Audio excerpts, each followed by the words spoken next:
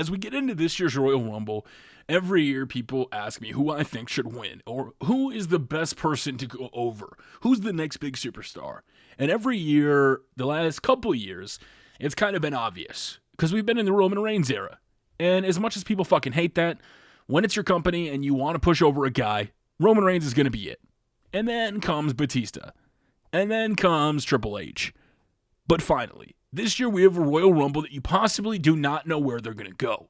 Because WWE storylines heading into Mania, possibly having Undertaker versus John Cena, or Braun Strowman versus Taker, or Brock Lesnar versus Braun Strowman, or Kevin Owens versus Sami Zayn, or Chris Jericho versus Kevin Owens. There are so many different ways they could go. You could have Undertaker win, and you could have Undertaker challenge John Cena instead of going for Kevin Owens' title. You could have Roman Reigns win, and you could have Undertaker challenge him. There's so many different ways you can go, and this is why this year's Royal Rumble has me excited. Because there's not one way WWE can go, and anybody that tells you this person has to win for it to mean something, I think is just talking out of their ass. Because we don't know who would be the best person to win the Royal Rumble. Now, there's a lot of different things we do hope for or want to happen, or possibly see them doing. One, a lot of people want to see Tye Dillinger at number 10. And too many people have got it in their heads that if it does not happen, WWE fucking sucks.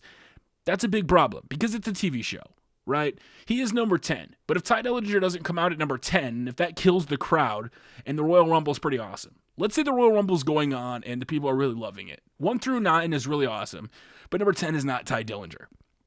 And for the next couple minutes, the crowd is bitchy and throwing a fit because Tye Dillinger wasn't number 10. Even if what's going on in the ring is absolutely phenomenal, the fans wanted Tye Dillinger, so they're going to wreck the Rumble. Rey Mysterio at number 30 when everybody wanted Daniel Bryan, even though that they said Daniel Bryan is not going to be in the Rumble. What happened? Everybody was disappointed because WWE, with the rumors and everything that happens, you get your hopes up. So this year's Royal Rumble, I'm not looking at dirt sheets. Now, I may look at some stories or some news, but for the most part, I don't care who's the favorite to win. Because I don't want to know who's the favorite to win, because I just want to watch the Royal Rumble. Now, this is kind of how I've been the last couple months, how I've been watching, but when we get our hopes up, think about Daniel Bryan. Again, they said he wasn't going to be in the Royal Rumble, and the crowd wrecked it when it was Rey Mysterio at number 30. Now, hey, it should have been Rey. I'll be honest with you, I feel bad for Rey, but that's an example of where the crowd can wreck it. So if WWE goes a really awesome route in the Royal Rumble, but something like Tye Dillinger pisses people off, or let's say Tye Dillinger's coming out and he gets attacked, I think there's a lot of different ways you could go because, again, Tye Dillinger just being introduced, the 10 chant. I have something coming up very soon in regards to my Bullet Club versus the Shield story, which is with the Royal Rumble, and I think how Tye Dillinger can be used, so you'll want to watch out for that. But when it comes to the Royal Rumble itself, having so many possibilities for the WWE is a good thing. Because like I said, there are a lot of different routes you can go. You could have The Undertaker win. I would love to see Undertaker challenge John Cena because, like I've speculated or like I've thought about, John Cena winning his 16th title from AJ Styles, and AJ Styles eventually going on to form the club where we get a really heelish, a bad guy, an absolute bad guy. Maybe with Finn Balor. Maybe we have a Bullet Club feud. Maybe Styles tries to form it, and then Finn Balor comes back and kicks out AJ Styles. There's a lot of different things WWE can do.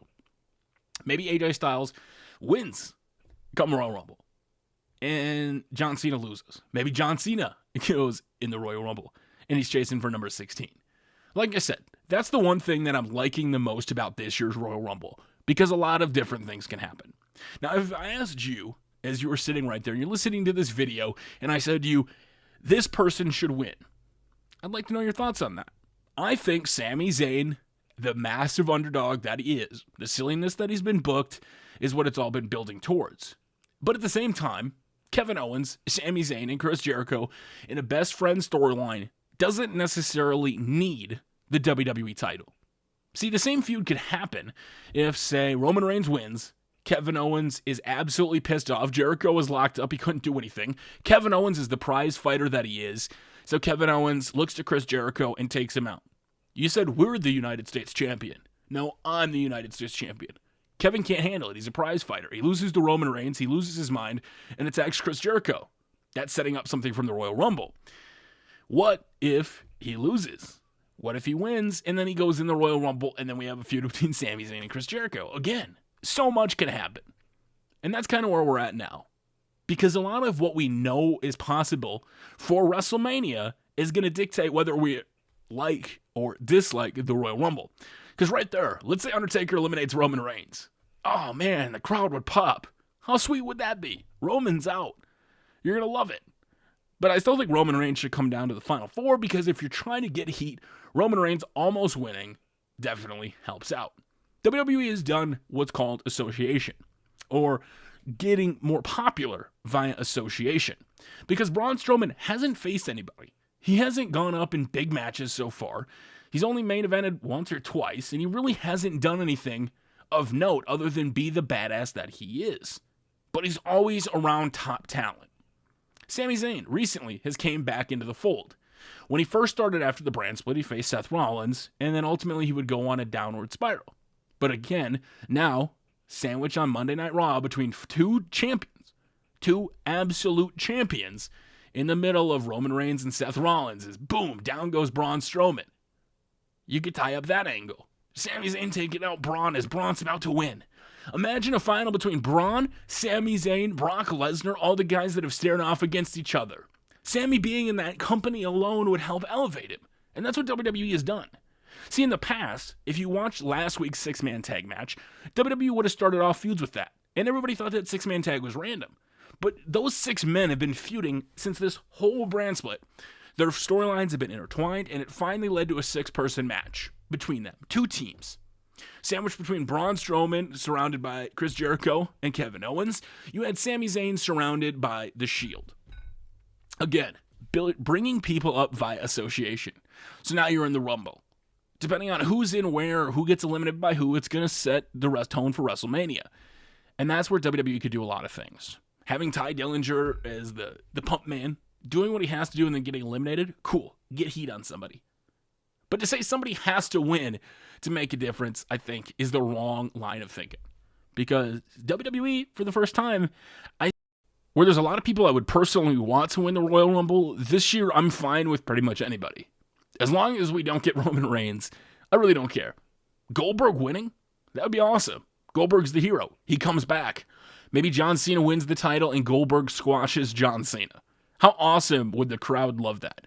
Maybe that's what gets John Cena to go heel. John Cena wins the 16th title. Goldberg wins. Goldberg challenges the Royal Rumble to face John Cena, and in the middle of the ring, John Cena, Mr. Hollywood, gets destroyed by Goldberg, and Goldberg is the hero for the people. Like I said, I don't think you can really go wrong here. The only way you can go wrong is if Roman Reigns wins. But Roman Reigns is facing Kevin Owens, and he's going to challenge for the WWE title. So I don't think we have to worry about Roman. But in regards to other people, I want to know who you guys want to win, or at least if they don't win, like that, boom! What are the crazy spots we're going to see? We haven't even talked about Kofi Kingston, because again, I don't really want to. I just want to watch the Royal Rumble and enjoy it, and that's what this one is shaping up to be. Setting up a fan favorite like Sami Zayn to win. The goofiness, the craziness that you saw. You thought he was being treated like crap, and then he challenges his best friend. When you ask me who I want to win the Royal Rumble, I want it to be Sami Zayn. You may be thinking to yourself, what has he done all year? Nothing. But best friends is one hell of a storyline going into WrestleMania. Just imagine the video package. And Sami, go out there and win the damn Rumble.